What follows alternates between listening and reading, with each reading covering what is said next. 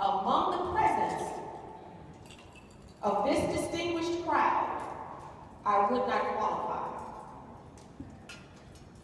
I could talk to you about how I overcame domestic violence in my early 20s, how I lost my father at 18 years old, and he was just the rock in my life, and I found myself a couple of years later in the arms of a young man who truly did not care about me.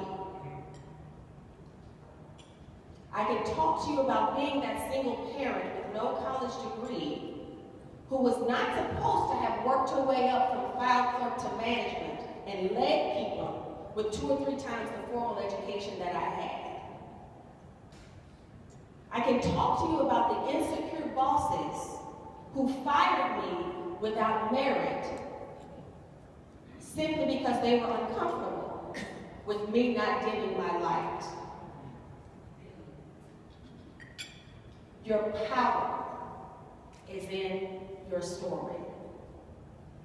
Somebody sitting here today has gone through something, has overcome something that can help the person next to them.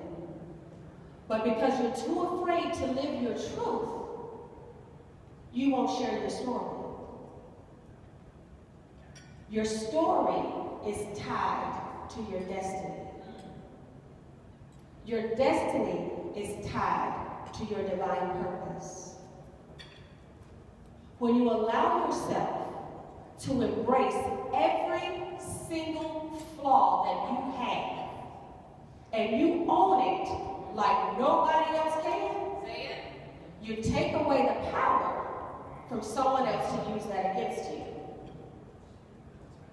When I first started to speak and I had my managers and I had my leaders telling me, this is something that you should pursue, this is something that you should do, I was really afraid, I was really uncomfortable, and I was like, you know what, I am this little country girl from the South, I got this Southern drawl, nobody's going to want to hear what I have to say. And I had someone who was very, very, very instrumental to me starting my speaking and my consulting tell me, she said, do you really think Paula Dean can cook that good? And I was like, no, I doubt it. She said, you better use that Southern charm to your advantage. She said, you own that draw.